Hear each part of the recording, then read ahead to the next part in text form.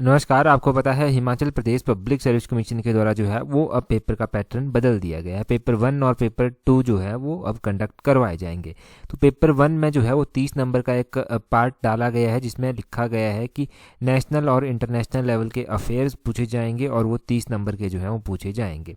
तो अब ये 30 नंबर के पूछे जाएंगे, इन्हीं 30 नंबर को जो है हम कवर कर रहे हैं हमारे इस अभ्यास सीरीज में। तो ये अभ्यास सीरीज का पार्ट नंबर 3 जो है हम डिस्कस कर रहे हैं और इसमें जो है हम मार्च महीने को जो है वो लगभग कंप्लीट करेंगे। तो क्वेश्चन नंबर 1 से जो है अभी हम स्टार्ट करेंगे। इससे पहले 2 पार्ट डिस्कस हो चुके हैं जिनमें जो है फरवरी महीना कंप्लीट हो चुका है। सबसे पहले क्वेश्चन में बोलते हैं which country has banned use of foreign words to protect its language. तो बोलते हैं कि किस देश ने अपनी भाषा की रक्षा के लिए विदेशी शब्दों का प्रयोग पर जो है वो प्रतिबंध लगा दिया है। तो देखो, एक देश ऐसा है जिसने अपने देश की भाषा को संरक्षित करने के लिए, अपने देश की भाषा को बचाने के लिए जो है वो विदेशी शब्दों की जो उपयोग होता है उसके ऊपर जो है वो प्रतिबंध लगा दिया है। तो आप गैस कर सकते हैं ये रसिया है। ऑप्शन बी जो है वो सही आंसर है। अभी रसिया का तनाव जो है वो चला हुआ है यूक्रेन के साथ। अब यूक्रेन के साथ जो है वो रसिया काफ़ी टाइम से जो है वो लड़ाई चली हुई है, परंतु रशिया एक तरह से देखा जाए तो विदेशी शब्दों पर प्रतिबंध लगाने का है कि वेस्टर्न कंट्री को जो है ये एक तरह से इग्नोर कर रहे हैं। आपको पता है कि रशिया का मानना है कि जो यूक्रेन के साथ लड़ाई हो रही है वो सारी वेस्टर्न कंट्री का ही जो है वो नतीजा है, या फिर यूँ कहिए कि वेस्टर्न कंट्री ही जो है वो इसकी ब्रेन चाइल्ड है। परंतु हम जो इम्पोर्टेंट जीके के क्वेश्चन यहाँ से बनते हैं वो क्या क्या बन सकते हैं। यहाँ से क्वेश्चन पूछा जा सकता है कि रशिया की कैपिटल कहाँ पर है। रशिया की कैपिटल मॉस्को में जो है वो स्थित है। यूक्रेन की बात कर रहा था तो यूक्रेन की अगर हम कैपिटल की बात करते हैं तो यूक्रेन की कैपिटल कीव में जो है वो स्थित है। अभी आपने साथ में ध्यान रखना है कि मैंने लास्ट टाइम भी क्वेश्चन डिस्कस किए थे, वहाँ पर कहा था कि कोई कंट्री डिस्कस करते हैं तो उनके प्रेसिडेंट ज़रूर बताया करें। तो रशिया के प्रेसिडेंट कौन है? तो रशिया के प्रेसिडेंट हैं पुतिन, व्लादिमीर पुतिन जो है वो रशिया के प्रेसिडेंट हैं। ऑन दी अदर हैंड अगर हम देखते हैं कि यूक्रेन ऑप्शन में जो दिया गया है तो यूक्रेन के प्रेसिडेंट भी आपसे पूछे जा सकते हैं। तो यूक्रेन के प्रेसिडेंट का नाम ध्यान रखना है व्लादिमीर जेलेंस्की। जेलेंस्की का नाम ध्यान रखें, ये जो है वो यूक्रेन के प्रेसिडेंट है। तो ये क्वेश्चंस हो गए। अगला क्वेश्चन देखते हैं हमारे पास क्या है इसके बाद दिया गया। अगले क्वेश्चन में बोलते हैं which state became the first one to pass right to health bill in its assembly. तो एक स्टेट ऐसा बना है जिसने राइट टू हेल्थ ये बिल जो है वो पारित कर दिया है। मतलब हेल्थ, वैसे तो माना जाता है कि हेल्थ जो है वो एक राइट में नहीं आता, इसके लिए आपको पैसा खर्च करना पड़ता है, परंतु राइट टू हेल्थ में ऐसा होगा कि अगर आप बीमार हैं, कोई बीमार है अगर और इलाज करवाना चाहता है तो उसके पास ये राइट होगा कि वो कहीं पर भी जाकर इमरजेंसी में अपना इलाज करवा सकता है। पे जो है वो सरकार करेगी। ये राजस्थान ने जो है वो ऑप्शन जो है वो पारित किया है। राजस्थान ने जो है ये पारित किया बिल। ऑप्शन ए सही आंसर है। अब राजस्थान ने जो था ये बिल पारित किया, बिल्कुल सही बात है। आपने साथ में क्या ध्यान रखना है कि राजस्थान ने जब इस बिल को पारित किया तब इसका विरोध भी बहुत ज़्यादा हुआ। बहुत सारे प्राइवेट हॉस्पिटल जो था वो इसका विरोध कर रहे थे। उनको लग रहा था कि उनका जो काम है इससे धीमा पड़ जाएगा या फिर उन्हें पेमेंट टाइम से नहीं होगी। बहुत सारे कंसर्न उनके थे। तो ये सारे कंसर्न जो है वो एड्रेस करने के बाद अब ये बिल जो है वो इम्प्लीमेंट हो चुका है। राजस्थान में ये पास हो चुका है असेंबली के द्वारा। राजस्थान, अभी तो कर्नाटका के इलेक्शन हुए, उनका रिजल्ट आया। कर्नाटका में 224 सीट टोटल थी, उनका रिजल्ट आया। ठीक है, उसी तरह राजस्थान में भी ध्यान रखना है कि अभी इलेक्शन होंगे आने वाले टाइम में। तो राजस्थान भी एक बड़ा स्टेट है, यहाँ पर 200 सीटों के लिए जो है वो इलेक्शन होंगे। यहाँ पर अभी जो यहाँ के चीफ मिनिस्टर हैं वो गहलोत हैं। पूरा नाम इनका अशोक गहलोत है, तो इनका नाम भी आप ध्यान रखें साथ में। ये सारे क्वेश्चंस हो गए। अगला क्वेश्चन देखते हैं। अगले क्वेश्चन में क्या बोलते हैं what is India's rank on world air quality report 2022। तो बोलते हैं कि विश्व वायु गुणवत्ता रिपोर्ट 2022 में भारत का रैंक कौन सा रहा है। अब देखो, ये क्वेश्चन बहुत इंपॉर्टेंट है, मोस्ट इंपॉर्टेंट क्वेश्चन आप मान के चलिए। ये जो वर्ल्ड एयर क्वालिटी रिपोर्ट 2022 निकाली गई, इसमें जो भारत का रैंक रहा वो 8वां रैंक भारत का रहा। ऑप्शन सी सही आंसर है। थोड़ा सा डिटेल से हम जानेंगे क्योंकि ज़रूरी नहीं यही क्वेश्चन पूछा जाए, डिटेल से कुछ भी पूछा जा सकता है। स्विस फर्म है IQAIR, इसने जो था वो मार्च 2023 में जो था वो वर्ल्ड एयर क्वालिटी रिपोर्ट 2022 जो था वो रिलीज़ की। इस रिपोर्ट के अकॉर्डिंग माने तो वर्ल्ड में जो है वो इंडिया का स्थान 8वां जो है वो यहाँ पर रहा है। पिछले साल 5वां स्थान था, तो 5वें स्थान से अब 8वें स्थान पर जो है ये आया है इंडिया, ये भी ध्यान रखिए। अब एयर की क्वालिटी की बात करते हैं, तो एनुअल एवरेज जो PM 2.5 की होती है level as per world health organization guidelines की होता है, वो शुड भी 5 होना चाहिए, 5 UGM होना चाहिए या फिर लेस देन होना चाहिए। परंतु इंडिया का जो एनुअल एवरेज PM 2.5 लेवल है 2022 की रिपोर्ट के अनुसार, वो कितना है, वो है 53.3 UGM। तो ये जो है वो इंडिया का है। होना कितना चाहिए, होना 5 या 5 से कम होना चाहिए। इंडिया का कितना है, 53 है। मतलब क्या हुआ, मतलब 10 टाइम्स ज़्यादा हुआ, 10 गुना ज़्यादा जो है वो इंडिया का है, ये कहा गया इस रिपोर्ट के अनुसार। और राजस्थान की अभी हम बात कर रहे थे, तो राजस्थान का ही भिवंडी जो है एक शहर है, ये मोस्ट पॉपुलेटेड जो है, मोस्ट पॉपुलेटेड नहीं, पॉल्यूटेड, मोस्ट पॉल्यूटेड सिटी है इंडिया की। यहाँ का PM 2.5 लेवल जो है वो 927 UGM की क्यूब है। तो सोचिए कि कितना लेवल होना चाहिए, जो लेवल 5 होना चाहिए इंडिया का वो 53 है, और ये जो राजस्थान का भिवंडी कोई शहर है यहाँ का 927 है। तो इतनी ख़राब स्थिति है एयर क्वालिटी को लेकर हमारे यहाँ पर। अगला क्वेश्चन देखते हैं, अगले क्वेश्चन में क्या बोला गया है। अगले क्वेश्चन में बोला गया है, what is India's rank in recently released passport index point. तो ये पासपोर्ट पॉइंट इंडेक्स है, इसमें इंडिया का रैंक जो है वो पूछा गया है। अब इंडिया का रैंक जो है वो पूछा गया है, तो इसमें पहली बात आप अभी जोड़ लीजिए कि ये जो हेनली पासपोर्ट इंडेक्स जारी किया जाता है उससे बिल्कुल अलग है, उससे बिल्कुल अलग है। ये है पासपोर्ट इंडेक्स पॉइंट। तो इसमें इंडिया का स्थान 144 रहा है, ऑप्शन सी सही आंसर है। पहले मैं इसके बारे में थोड़ी सी जानकारी आपको देता हूँ। इंडिया का रैंक जो है वो रहा है, वो पिछले साल के अकॉर्डिंग यहाँ पर 6 स्थान गिर गया है। पिछले स्थान 138 था 2022 में, 2023 में ये 144 हो गया है। ये तो आपको पता चल गया। एक और पासपोर्ट रैंकिंग आपने देखी होगी, वो है Henley passport ranking. Henley passport ranking जो है ये बहुत ज़्यादा इंपॉर्टेंट होती है, ये बहुत बार पूछी जाती है, ठीक है। ये आपने ध्यान रखना है कि ये पूछी जाती है बहुत बार, और ये 2023 में जब आई तो इसमें इंडिया का स्थान 85 रहा। 85 स्थान पर जो था वो इंडिया रहा। हमने ये ऑडियो रेडियो सीरीज में ज़रूर डिस्कस किया है, परंतु 85th रैंक जो था वो इसमें रहा, ये आपने ध्यान रखना है। अब कोई कन्फ्यूज़न नहीं होना चाहिए आपको, बिल्कुल सही बात है ना कि कन्फ्यूज़न नहीं होगा। यहाँ पर हमने सारे कॉन्सेप्ट यहाँ से क्लियर कर लिए। अगला क्वेश्चन देखते हैं हमारे पास क्या है। नेक्स्ट क्वेश्चन में बोलते हैं कि मेगा ट्रॉपिक्यूज 1, जिसको MT1 भी बोला गया, ये MT1 सैटेलाइट है, ये जॉइंटली डेवलप किया गया है इंडिया और किस कंट्री के द्वारा। तो MT1 सैटेलाइट जो है वो इंडिया ने फ्रांस के साथ मिलकर ये जो है वो लॉन्च किया है। ये आप कहें ऑप्शन ए जो है वो सही आंसर हो जाएगा। फ्रांस की बात हुई है और इंडिया के साथ जो है वो फ्रांस की बात हुई है। अब क्या फ्रांस के साथ हम क्या जान सकते हैं, देखो इंडिया का जो इसरो है वो इस तरह के सैटेलाइट लॉन्चिंग के काम जो है वो करता है।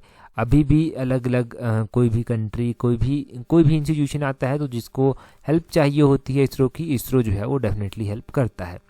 हम यहाँ पर इंडिया की फ्रांस के साथ जो नेवल एक्सरसाइजेज होती हैं या फिर एयरफोर्स की एक्सरसाइज होती हैं या फिर मिलिट्री की एक्सरसाइज होती हैं, कोई सी भी एक्सरसाइज होती हैं, उनको एक बार ज़रूर रिवाइज कर लेंगे, वो बहुत ज़्यादा ज़रूरी हैं। अब फ्रांस के साथ कौन कौन सी होती हैं, तो देखिए फ्रांस के साथ तो एक तो एक्सरसाइज जो हाल फिलहाल में हुई है वो हुई है फ्रिंजेक्स एक्सरसाइज। जो फ्रिंजेक्स एक्सरसाइज है ये फ्रांस और इंडिया के बीच में हुई, और केरला में जो है ये हुई फ्रिंजेक्स एक्सरसाइज, ये आपने ध्यान रखना है। इसके अलावा वरुण एक्सरसाइज और शक्ति एक्सरसाइज, ये जो है वो इंडिया और फ्रांस के बीच में होती हैं। ये जो फ्रिंजेक्स एक्सरसाइज हुई ये आर्मी की एक्सरसाइज हुई, दोनों कंट्री की आर्मीज ने जो था वो इसमें पार्टिसिपेट किया, केरला में हुई। तो देखो वरुण और शक्ति के अलावा एक गरुड़ भी होती है। गरुड़ जो है वो इंडियन एयरफोर्स और फ्रांस एयरफोर्स की होती है, और एक वरुण होती है, वरुण दोनों कंट्री की नेवीज के बीच में जो है वो होती है, और शक्ति दोनों कंट्रीज की मिलिट्री के बीच में जो है वो होती है। तो ये आप इनकी एक्सरसाइजेस के बारे में ध्यान रखना। अगला क्वेश्चन देखिए, अगला क्वेश्चन क्या है। अगले क्वेश्चन में बोलते हैं, who has been appointed by the government of India as the controller general of accounts. तो बोलते हैं controller general of accounts, CGA जो है वो किसको बनाया गया है। ये जो कंट्रोलर जनरल ऑफ अकाउंट बने हैं ये नए बने, इनका नाम है SS दुबे। ऑप्शन बी जो है वो सही आंसर है।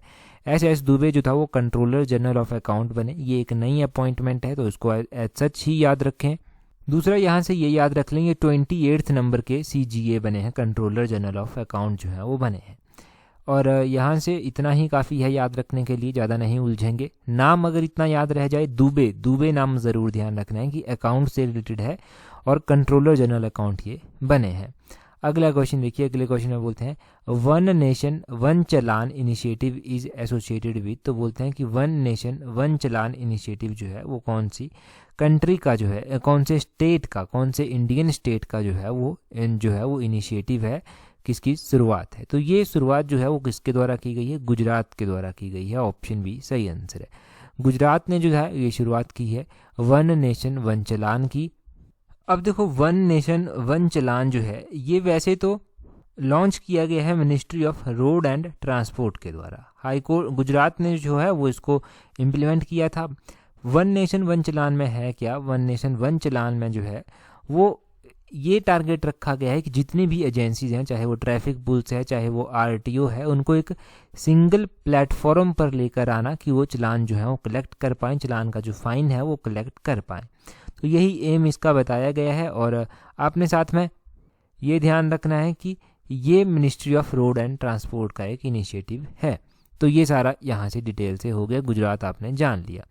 अगले क्वेश्चन में बोलते हैं which country officially join the BRICS new development bank. तो ऑफिशियली जब पूछा गया है ना कि ब्रिक्स न्यू डेवलपमेंट बैंक को किस कंट्री ने ज्वाइन किया है, तो आपको पता होना चाहिए कि ये जो ब्रिक्स का न्यू डेवलपमेंट बैंक है इसको ऑफिशियली जो है वो इजिप्ट के द्वारा जो है वो ज्वाइन किया गया है।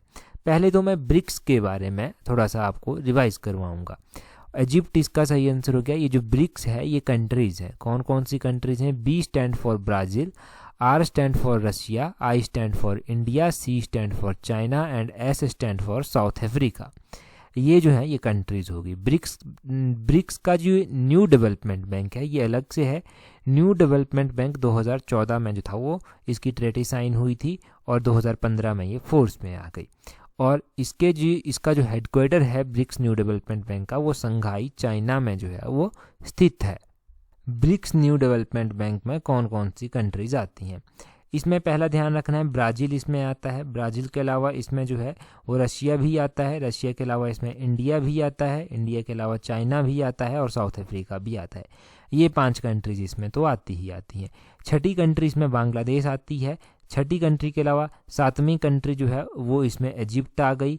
8वीं कंट्री जो है वो इसमें यूनाइटेड अरब एमिरेट्स आ गई और 9वें नंबर की कंट्री इसमें उरुग्वे आ गई। तो ये 9 कंट्रीज जो है वो यहाँ पर हैं जो इस ब्रिक्स न्यू डेवलपमेंट बैंक में जो है वो आती हैं।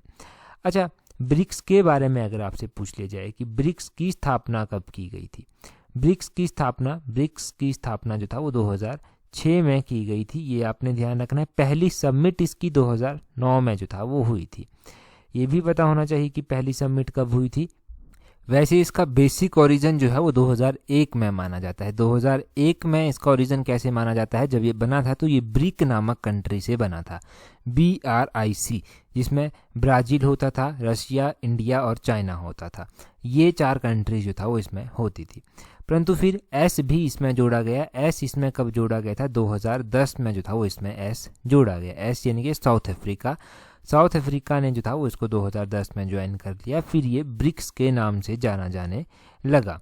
और इंडिया ने लास्ट टाइम इसकी प्रेसिडेंसी कब ली थी, 2021 में। 2021 में जो था वो इंडिया ने इसको चेयर किया था, ये भी आप ध्यान रखें। तो 2021 में इंडिया ने इसको चेयर किया था और अभी आपने इसका बहुत सारी जानकारी जो है वो जान ली, जो बाकी की इंपॉर्टेंट जानकारी यहाँ से बनती है।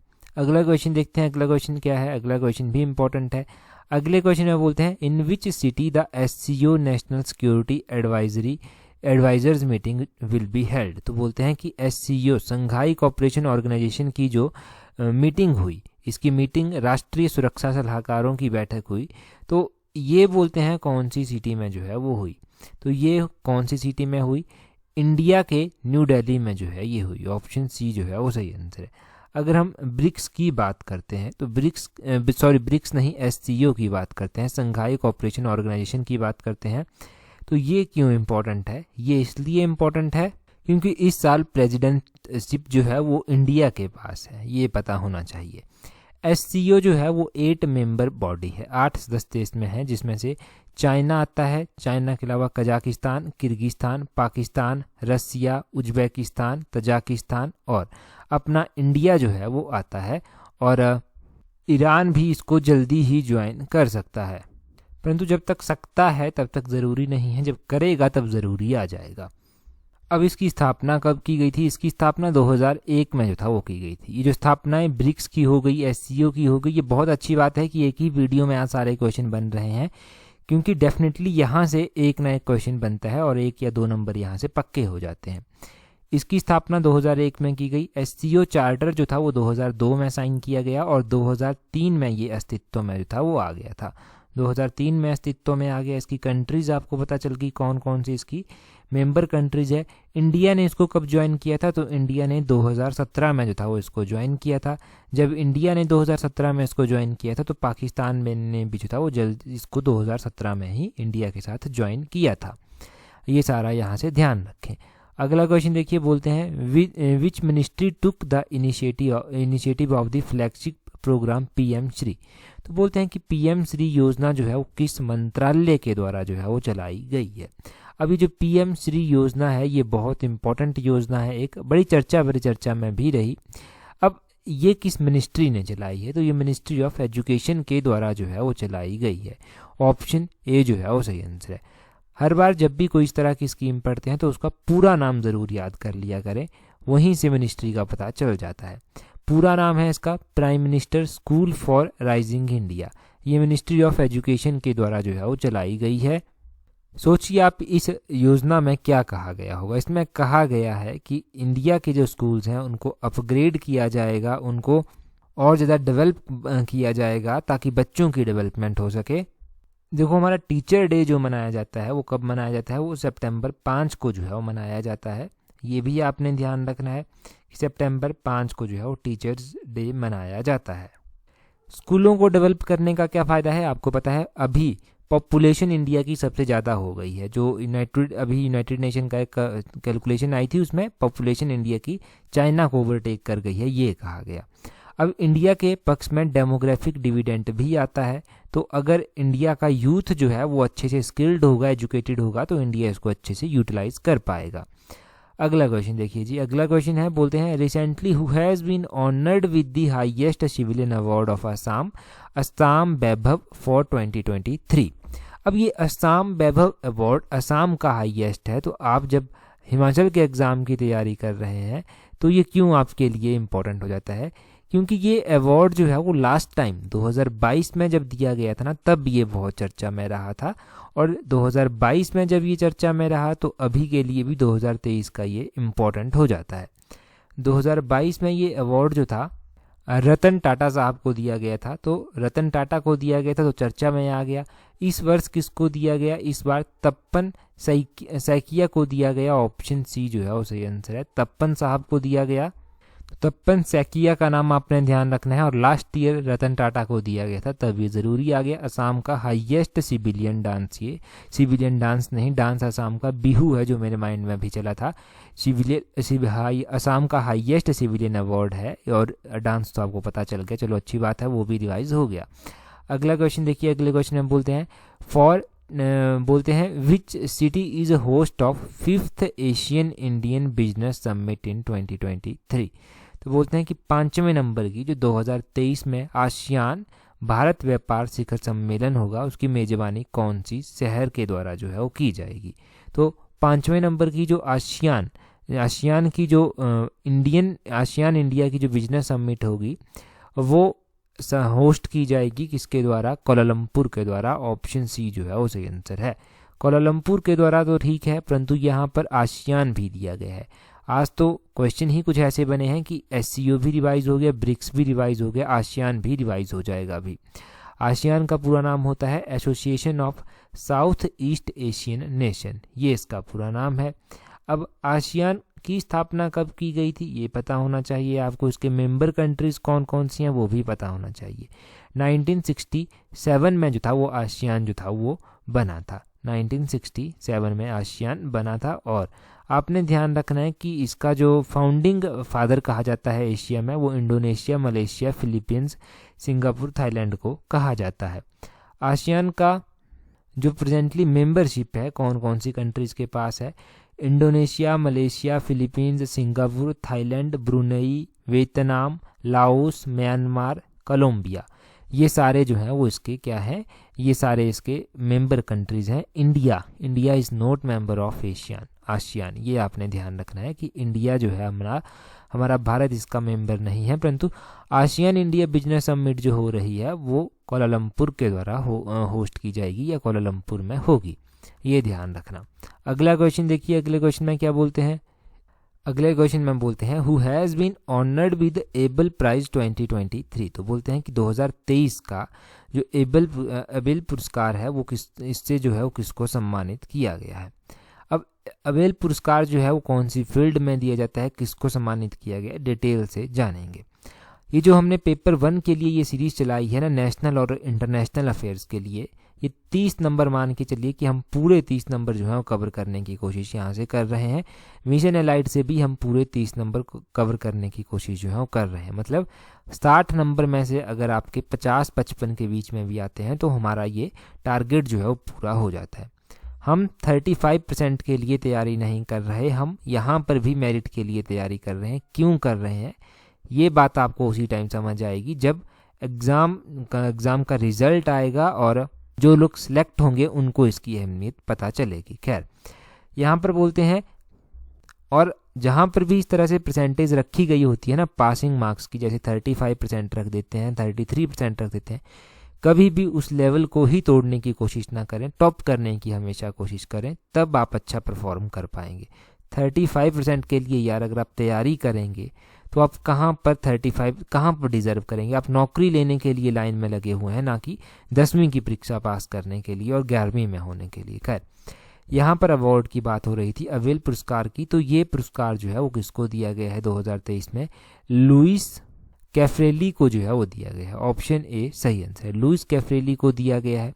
इस अवार्ड के बारे में थोड़ा सा बता देता हूँ। लुइस ए कैफ्रेली प्रोफेसर हैं मैथमेटिक्स के यूनिवर्सिटी ऑफ टेक्सास में, और इनको ये 2023 में अवार्ड जो है वो दिया गया।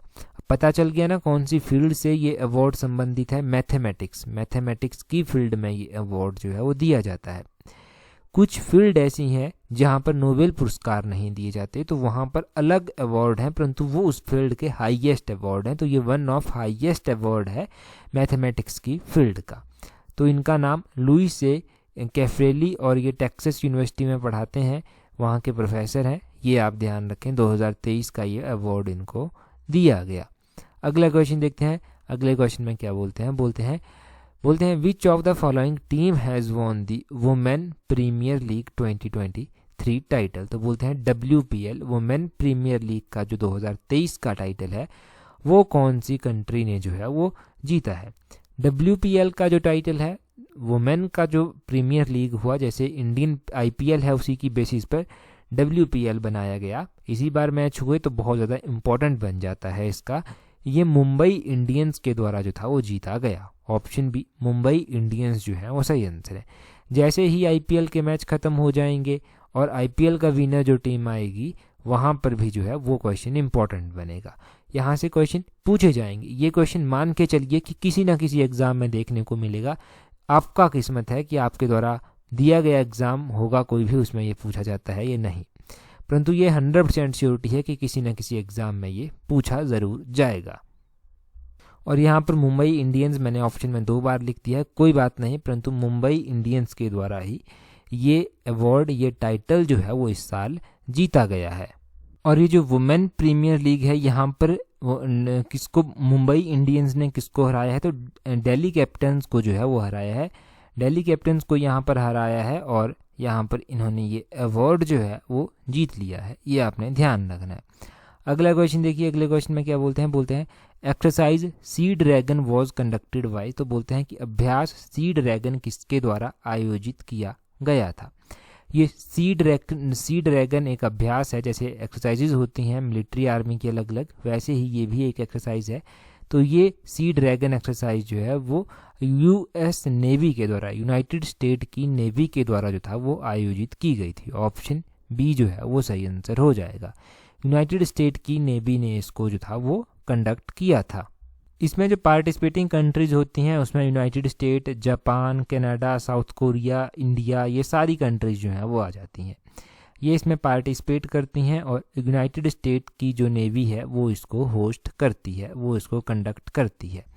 ये सारा यहाँ से ध्यान रखें।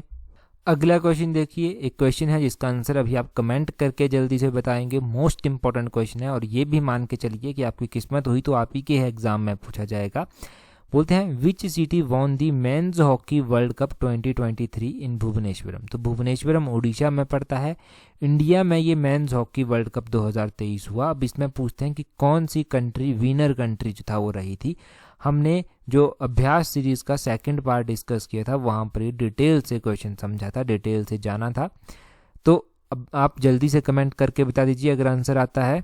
इस सीरीज़ की पीडीएफ आपको टेलीग्राम पर मिल जाएगी और भी इंपॉर्टेंट जानकारियाँ वहाँ पर मिल जाएंगी। टेलीग्राम पर पीडीएफ्स मिल जाएंगी। टेलीग्राम पर ज्वाइन करने के लिए अपना टेलीग्राम ओपन करना, वहाँ से @tolexam31 इस तरह से सर्च करना, टेलीग्राम चैनल मिल जाएगा। ये क्विज़ भी प्रैक्टिस आप वहाँ पर कर पाएंगे, तो यहाँ पर जुड़ जाएं। आज की इस वीडियो में इतना ही काफ़ी है। That's all for today. Thank you very much for watching and listening it very patiently.